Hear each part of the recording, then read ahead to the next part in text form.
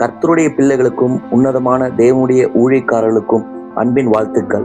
கண்மலை prayer ministries Bible seminary நடத்தும் இலவச ஆன்லைன் வேதாகம பட்டம் பெறும் பாட பகுதி வகுப்பிற்கு உங்களை அன்புடன் வரவேற்கிறேன். கர்த்தருடைய வேதம் குறைவற்றதும் ஆத்துமாவை உயிர்ப்பிக்கிறதுமாயிருக்கிறது. கர்த்தர் நமக்கு கொடுத்த மகத்துவங்கள் நிறைந்த வேதத்தை ஆதாரங்களுடன் கற்று மற்ற ஜனங்களுக்கும் திட நம்பிக்கையுடன் வேதத்தை போதித்து விளக்கி கூற நாம் அழைக்கப்பட்டிருக்கிறோம். இன்று உங்களுக்கு விளக்கி கூறும் பாட பகுதியை நன்கு கவனித்து குறிப்புகள் எடுத்து வேதத்தின் மகத்துவங்களை உங்கள் மனதில் பதிய வையுங்கள். கர்த்தர் தமது வேதத்தில் வாக்களித்த சகல நன்மையினாலும் உங்களை ஆசீர்வதிப்பாராக. ஆமேன்.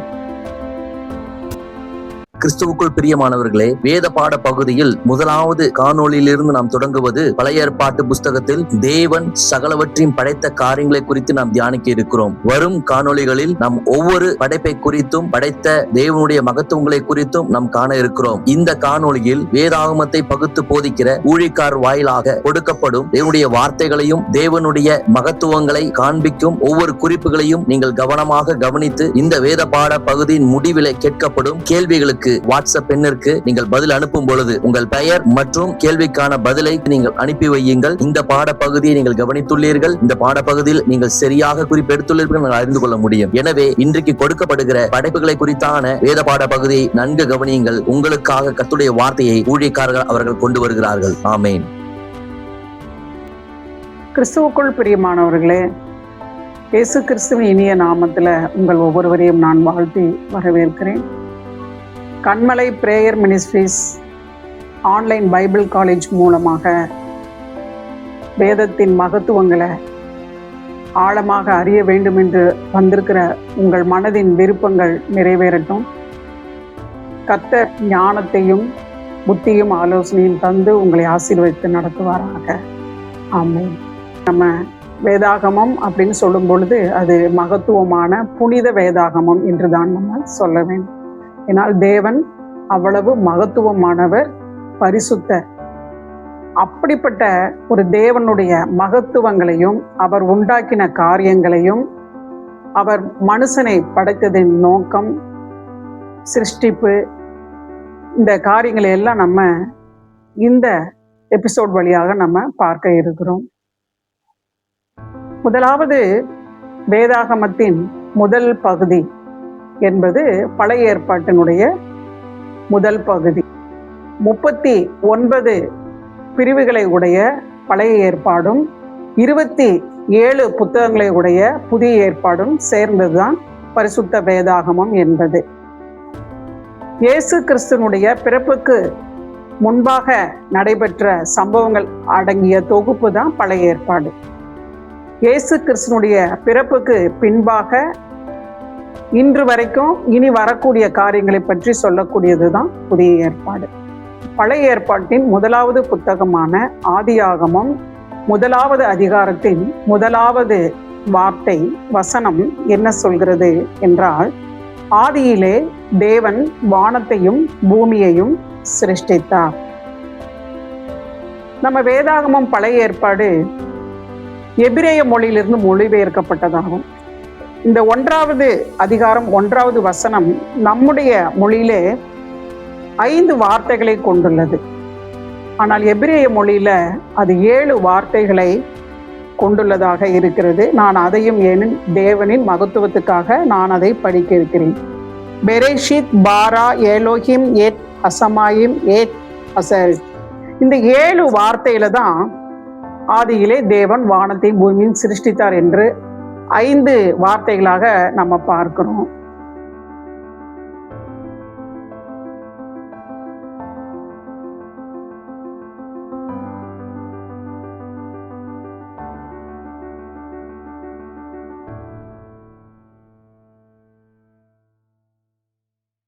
நம்ம எபிரேய பதத்துல இப்ப நம்ம வாசிச்சோம் இல்லையா?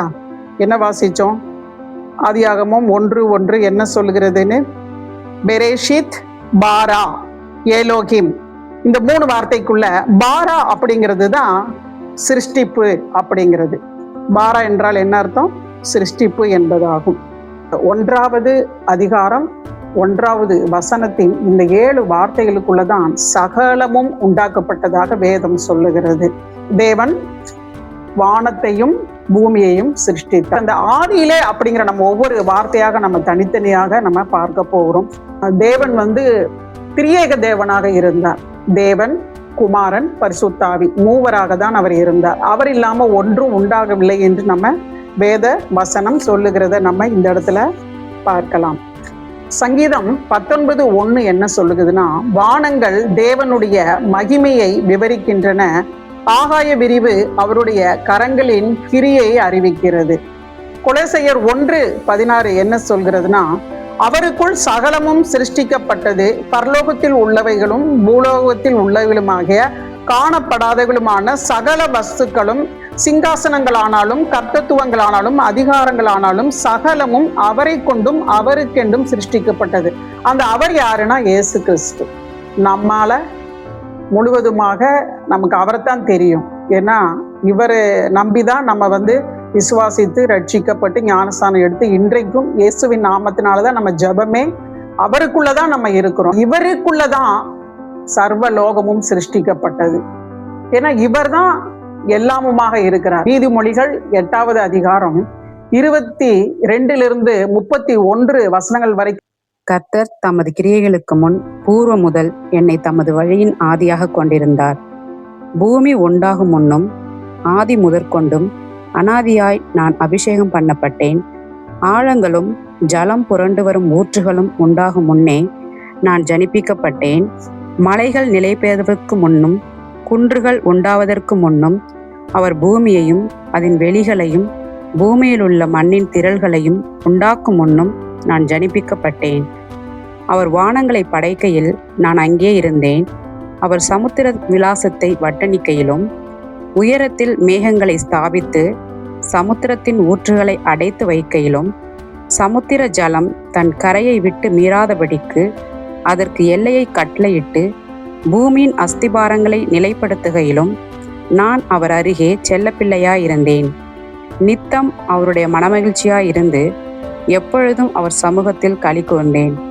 அவருடைய பூவுலகத்தில் சந்தோஷப்பட்டு மனுமக்களுடனே மகிழ்ந்து கொண்டிருந்தேன். இயேசு கிறிஸ்துவானவரை குறிச்ச ஒரு காரியம், இவர் யாரோட செல்லப்பிள்ளையாக இருந்தார்னா பிதாவானவருடைய செல்லப்பிள்ளையாக இருந்தார். அவருக்குள்ளதான் நம்மளும் மனுமக்களுடனே மகிழ்ந்து கொண்டிருந்தோம் என்று வசனம் சொல்லுகிறது. அப்போ நம்ம ஆதியிலேயே தேவன் தம்முடைய குமாரனாகிய கிறிஸ்துவுடனும் பரிசுத்த ஆவியானரோடும் மனுமக்களாகிய நம்மளோடு இருந்தாங்க. ஆனா ஆதியிலே தேவ தூதர்களும் அந்த நாளில படைக்கப்பட்டிருந்தாங்க. இந்த காரியங்களை நம்ம வசனங்கள் மூலமாக கூட நம்ம பார்க்கலாம். ஏன்னா தேவ தூதர்களையும் சர்வலோகத்தையும் அவருக்குள், ஏன்னா நம்ம இந்த கொலோசியர் 1:16 படிச்சோம் இல்லையா, அதுல எல்லாமே அவருக்குள்ளதான் படைக்கப்பட்டது, அவருக்கென்று சிருஷ்டிக்கப்பட்டது அப்படிங்கிற நம்ம காரியத்தை நம்ம பார்க்கலாம் தெளிவாக. 5 வகையான தேவ தூதர்கள் உருவாக்கப்பட்டிருக்கிறாங்க. சேராபீம், கேருபீம், பிரதான தூதர்கள். தேவ தூதர்கள்னா அவங்க ஏஞ்சல்ஸ், ஆர்க்ஏஞ்சல்ஸ்ன்னு சொல்லுவாங்க. அப்புறம் லிவிங் கிரியேச்சர்ஸ், ஜீவனுள்ள சிருஷ்டிகள். இவங்க ஒவ்வொருத்தருக்கும் அவங்களுடைய இறக்கைகள் வேறு வேறு அளவுகள் சொல்லப்பட்டிருக்குது, வசனங்கள் சொல்லப்பட்டிருக்குது. 6 ரெக்கைகள் உடைய தேவ தூதர்கள் சேராபீம் என்று சொல்லப்படுகிறாங்க. இவங்க ஏசாயா 6வது அதிகாரம் 2வது வசனத்தில் இவங்களை குறித்து சொல்லப்பட்டிருக்கிறது. சேராபீன்கள் அவருக்கு மேலாக நின்றார்கள், அவர்களில் ஒவ்வொருவனுக்கும் அவ்வாறு செட்டைகள் இருந்தன. அவனவன் 2 செட்டைகளால் தன் தன் முகத்தை மூடி, 2 செட்டைகளால் தன் தன் கால்களை மூடி, 2 செட்டைகளால் பறந்து.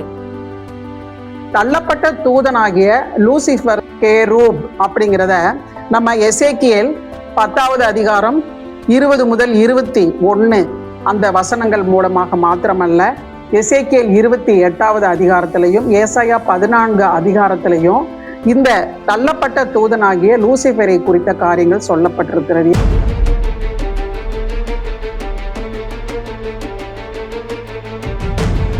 அதிகாலையின் மகனாகிய வெடிவெள்ளியே, நீ வானத்திலிருந்து விழுந்தாயே. ஜாதிகளை ஈனப்படுத்தினவனே, நீ தரையிலே விழ வெட்டப்பட்டாயே.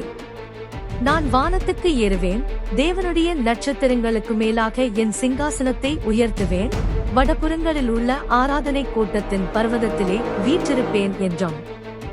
நான் மேகங்களுக்கு மேலாக உன்னதங்களில் ஏறுவேன், உன்னதமானவருக்கு ஒப்பாவேன் என்றும் நீ உன் இருதயத்தில் சொன்னாயே. ஆனாலும் நீ அகாதமான பாதாளத்திலே தள்ளுண்டு போனாய்.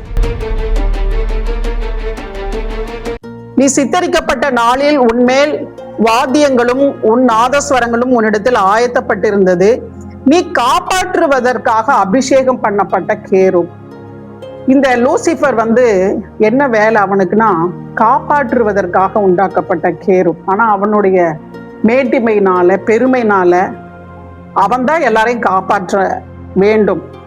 அவனுடைய படைப்பு அப்படிப்பட்டது. ஆனா அவன் நம்மளை என்ன பண்ணான்? மனுஷனை வஞ்சித்து ஏமாத்தின காரியத்தை தான் நம்ம ஆதியாகமும் 1வது அதிகாரம் 2, 3 இதுல நம்ம 3வது அதிகாரத்துல நம்ம தெளிவா பார்க்கலாம் பின் வரக்கூடிய காரியங்கள்.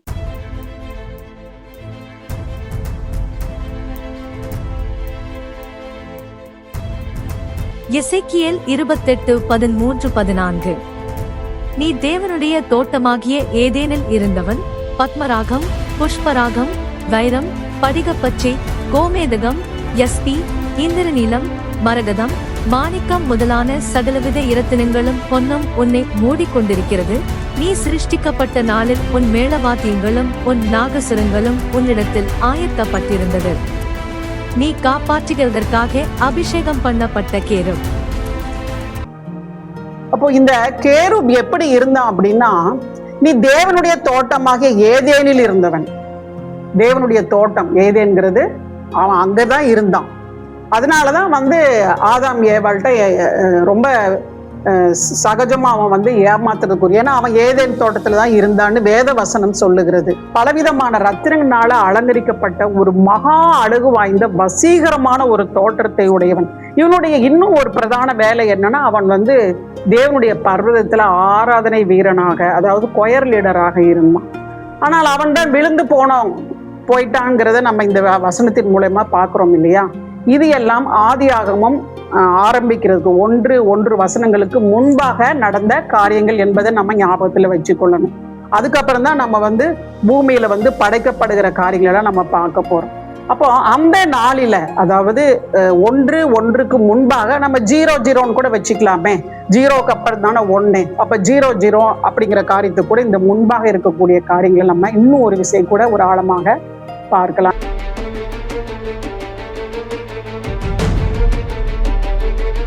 பிரதான தூதர்கள், ஆர்க்ஏஞ்சல்ஸ், இவங்களுக்கு எத்தனை செக்கைகள் என்று சொல்லப்படல. இவங்களை குறித்து தானியேல் 10வது அதிகாரம் 13வது வசனம், யூதா 9வது வசனம், வெளிப்படுத்தின விசேஷம் 12வது அதிகாரம் 7வது வசனத்துல இவங்களை குறித்து பார்க்கலாம். தேவ தூதர்கள் மெசஞ்சர்ஸ், மனுக்குலத்துக்கு என்று தேவ செய்தியை கொண்டு வரக்கூடியவங்க. ஏன்னா இவங்க தான் இயேசு கிறிஸ்து பிறந்தப்போ மேய்ப்பர்கள் மத்தியில சொன்னாங்க, மரியாள் இடத்துல பேசினா. லூக்கா 1ஆம் அதிகாரம் 26வது வசனம், எபிரேயர் 1:14, இந்த இடங்கள்ல எல்லாம் இவங்களுடைய காரியங்கள் நம்ம பார்க்கலாம். ஜீவனுள்ள சிருஷ்டிகள், லிவிங் கிரியேச்சர்ஸ், இவங்களை குறித்து வெளிப்படுத்தின விசேஷம் 4வது அதிகாரம் 6-8 வசனங்கள், இவங்களுக்கு 6 செட்டைகள் இருந்ததாக சொல்லப்படுகிறாங்க. இந்த காரியங்கள் எல்லாம் நீங்க படத்துல கூட பார்க்கலாம். இன்னும் நிறைய தூதர்களுடைய வகைகள் வகை வகையாக இருக்கிறத பார்க்கிறோம். தூதர்களும் படைக்கப்பட்டாங்க. மனுக்குலமாகிய நாம் கர்த்தர் தந்த தீபமாக, ஆவி ரூபமாக நம்ம அவர்களோடு இருந்தோம். சேராபீன்கள். ஏசாயா 6:2. அவருக்கு மேலாக நின்றார்கள். அவர்களில் ஒவ்வொருவனுக்கும் அவ்வாறு செட்டைகள் இருந்தன. அவனவன் 2 செட்டைகளால் தன் முகத்தை மூடி, 2 செட்டைகளால் தன் கால்களை மூடி, 2 செட்டைகளால் பறந்து.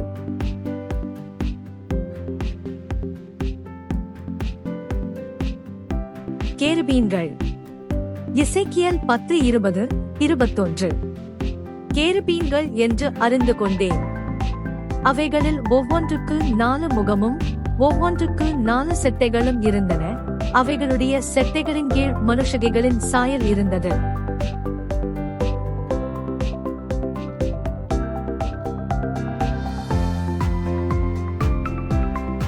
பிரதான தூதர்கள். தானியேல் 10:13. பிரதான அதிபதிகளில் ஒருவனாகிய மிகாவேல் எனக்கு உதவியாக வந்தான். ஆதலால் நான் அங்கே பெர்சியாவின் ராஜாக்களிடத்தில் தரித்திருந்தேன். யூதா 9ஆம் வசனம். பிரதான தூதனாகிய மிகாவேல் மோசேயினுடைய சரீரத்தை குறித்து பிசாசுடனே தர்க்கித்து பேசின போது அவனை தூஷணமாய் குற்றப்படுத்த துணியாமல், கர்த்தர் உன்னை கடிந்து கொள்வாராக என்று சொன்னான்.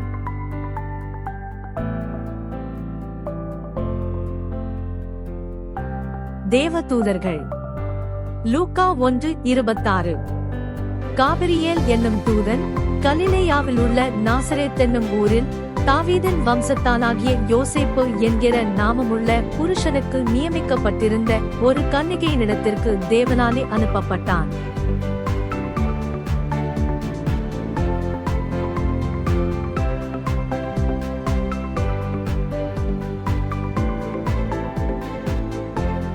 நான்கு ஜீவன்கள். வெளிப்படுத்தல் 4:6 முதல் 8 வரை. அந்த சிங்காசனத்திற்கு முன்பாக பளிங்கு கொப்பான கண்ணாடி கடல் இருந்தது. அந்த சிங்காசனத்தின் மத்தியிலும் அந்த சிங்காசனத்தை சுற்றிலும் 4 ஜீவன்கள் இருந்தன. அவைகள் முன்புறத்திலும் பின்புறத்திலும் கண்களால் நிறைந்திருந்தன. முதலாம் ஜீவன் சிங்கத்திற்கொப்பாகவும், இரண்டாம் ஜீவன் காளை கொப்பாகவும், மூன்றாம் ஜீவன் மனுஷமுகம் போன்ற முகமுள்ளதாகவும், நான்காம் ஜீவன் பறக்கிற கழுகுக்கு ஒப்பாகவும் இருந்தன. அந்த 4 ஜீவன்களிலும் ஒவ்வொன்று அவ்வாறு சிறகுகளுள்ளவைகளும் சுற்றிலும் உள்ளேயும் கண்களால் நிறைந்தவைகளுமாயிருந்தன. அவைகள் இருந்தவரும் இருக்கிறவரும் வருகிறவருமாகிய சர்வவல்லமை உள்ள தேவனாகிய கர்த்தர் பரிசுத்தர் பரிசுத்தர் பரிசுத்தர் என்று இரவும் பகலும் ஓய்வில்லாமல் சொல்லிக் கொண்டிருந்தன. ஆதியில தேவன், குமாரன், பரிசுத்தாவி 3 பேர் இருந்தாங்க இல்லையா? அப்போ அவர் இப்ப தள்ளப்பட்ட தூதன் அவன் பனிஷ் பண்ணிட்டு தண்டனை பெற்று அவன் பரலோகத்திலிருந்து தள்ளப்பட்டு போயிட்டான்.